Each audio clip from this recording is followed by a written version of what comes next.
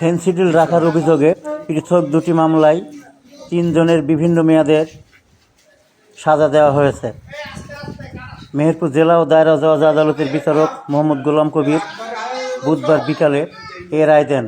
সাজাপ্রাপ্ত আসামিদের মধ্যে মেহেরপুর সদর উপজেলার শালিকা গ্রামের মুনসুর আলীর ছেলে মকর আলী 120 বোতল ফেনসিডিল রাখার অভিযোগে 10 বছর সশ্রম কারাদণ্ড, 20,000 টাকা জরিমানা, অনাদায়ে আরও 4 মাসের সশ্রম কারাদণ্ড দিয়েছেন। অপর একটি মামলায়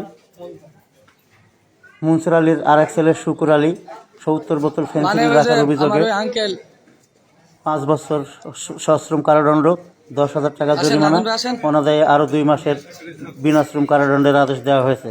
এদিকে অপর একটি মামলায় সুমন নামের এক ব্যক্তিকে 100 বোতল ফেনসিডিল রাখার অভিযোগে 10 বছর সশ্রম কারাদণ্ড, 20,000 টাকা জরিমানা, অনাদায়ে আরও 6 মাসের কারাদণ্ডাদেশ দেওয়া হয়েছে।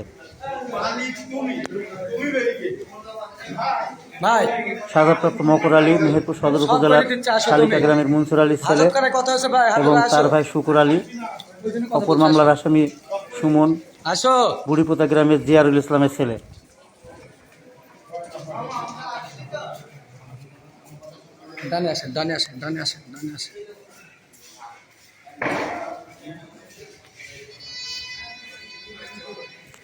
মামলায় রাষ্ট্রপক্ষে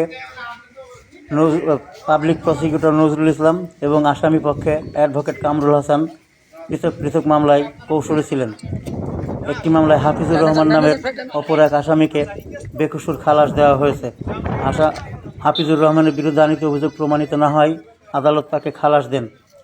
খালাসপ্রাপ্ত আসামির পক্ষে কৌশলী ছিলেন মীর আলমগীর ইকবাল এবং SM আমানুল্লাহ আল আমান। সাজাপ্রাপ্ত 3 আসামিকে কড়া নিরাপত্তার মধ্য দিয়ে আদালত থেকে সম্পূর্ণ একদম হাজতখানা থেকে কারাগারে নেওয়া হয়।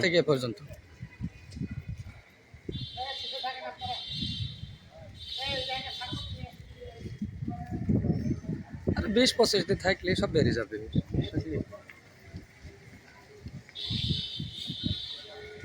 স্বল্প সময়ের ব্যাপার।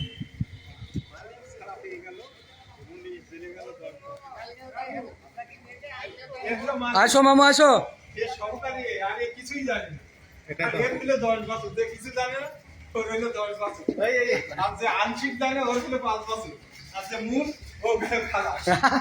এটি হয় কালকে ড্রামটাকে কি হয়েছে জানেন তো?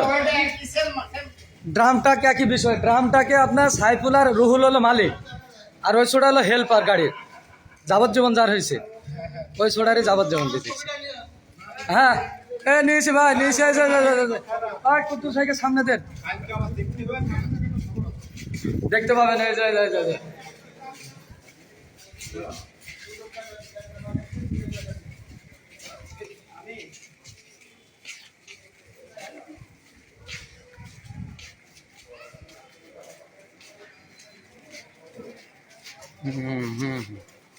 একবারে ক্লিয়ার হয়ে গেছে।